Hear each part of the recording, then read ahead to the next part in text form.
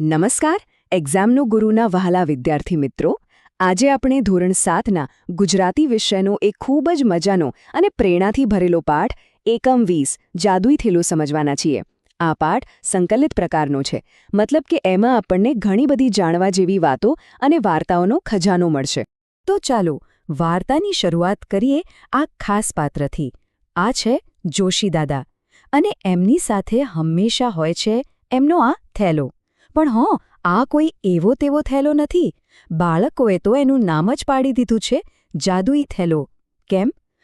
કારણ કે એમાંથી દર વખતે કંઈક ને કંઈક નવું, કંઈક અનોખું જ નીકળે છે જે બધાને ચોંકાવી દે છે.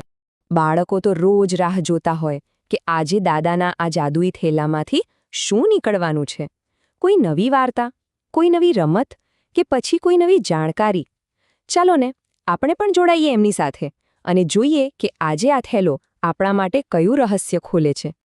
અને બાળકોની આતુરતાનો અંત આવ્યો. જોશી દાદાએ ધીમે રહીને પોતાના થેલામાં હાથ નાખ્યો અને બહાર શું કાઢ્યું ખબર છે? એક છાપું. હવે બધાને થયું કે છાપામાં વળી શું જાદુ, પણ એના એક પાના પર એક નાનકડી છોકરીનો ફોટો હતો. બધા એકબીજા સામે જોવા લાગ્યા કે આ કોણ છે? દાદા આજે એના વિશે શું કહેશે? દાદાએ હસીને કહ્યું, આ છે એક સાચી બાલા બહાદુર. એનું નામ છે અનુષ્કા જોલી. એણે એટલું મોટું અને પ્રેરણાદાયક કામ કર્યું છે ને કે સાંભળીને આપણી છાતી ગજગજ ફૂલી જશે. ચાલો સાંભળીએ એની આ અદ્ભુત ગાથા. જો થયું એવું કે અનુષ્કાએ એકવાર 6 વર્ષની નાની બાળકીને અમુક છોકરાઓ દ્વારા હેરાન થતી જોઈ. એ જોઈને એનું દિલ દ્રવી ઉઠ્યું. એણે તરત જ નક્કી કરી લીધું કે બસ હવે બહુ થયું, આ સમસ્યાનો કોઈક ઉકેલ તો લાવવો જ પડશે.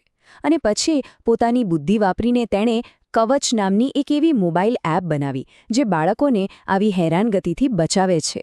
અને એના આ અદ્ભુત કામ માટે જ એને ભારતનો સર્વોચ્ચ બાળ પુરસ્કાર મળ્યો. અને આ વાત પરથી જ આપણી જૂની કહેવત સાચી ઠરે છે, નાનો તોય રાઈનો દાણો.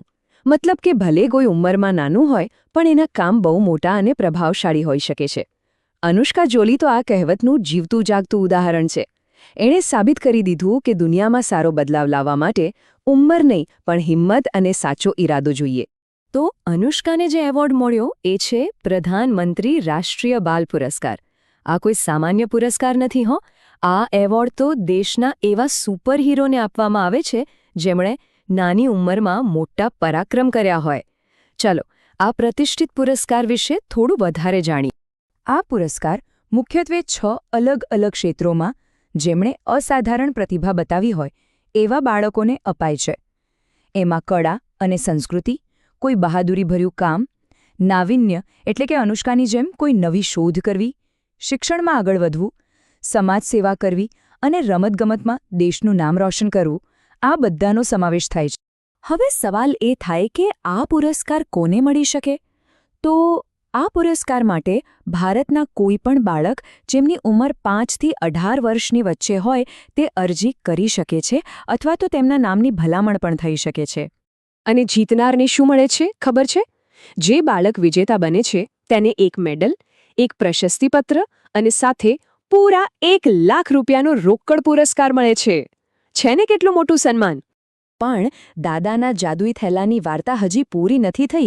એમાંથી માત્ર અનુષ્કા જ નહીં પણ આપણા ગુજરાતનું ગૌરવ એવા શૌર્યજીતની વાર્તા પણ નીકળી.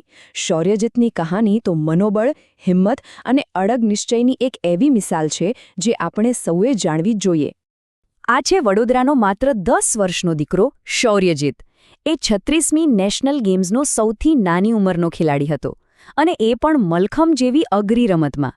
વિચાર તો કરો, આટલી નાની ઉંમરે એણે નેશનલ ગેમ્સમાં બ્રોન્ઝ મેડલ જીતીને ઇતિહાસ રચી દીધો.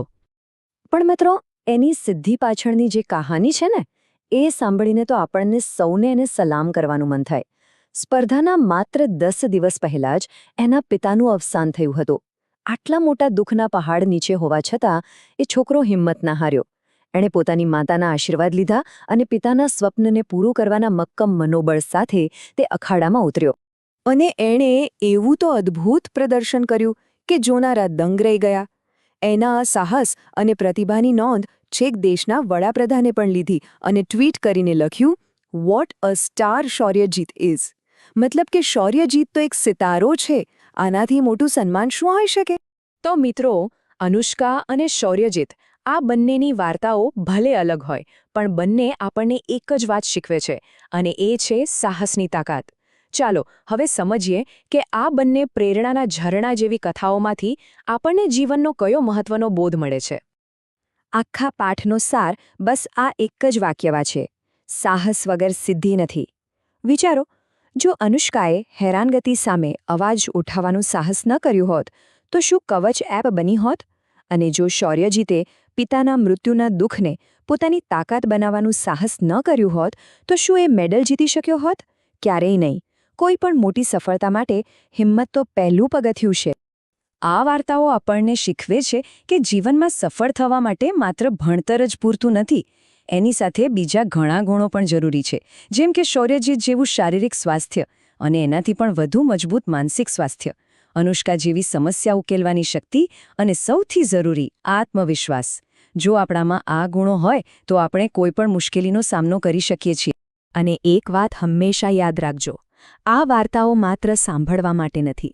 આ વાર્તાઓ તો એક અરીસો છે જે આપણને બતાવે છે કે આપણા દરેકમાં એક અનુષ્કા જેવી બુદ્ધિ અને એક શૌર્યજીત જેવી હિંમત છુપાયેલી છે. જરૂર છે બસ એ શક્તિને ઓળખીને સાહસ સાથે એક ડગલું આગળ વધારવાની.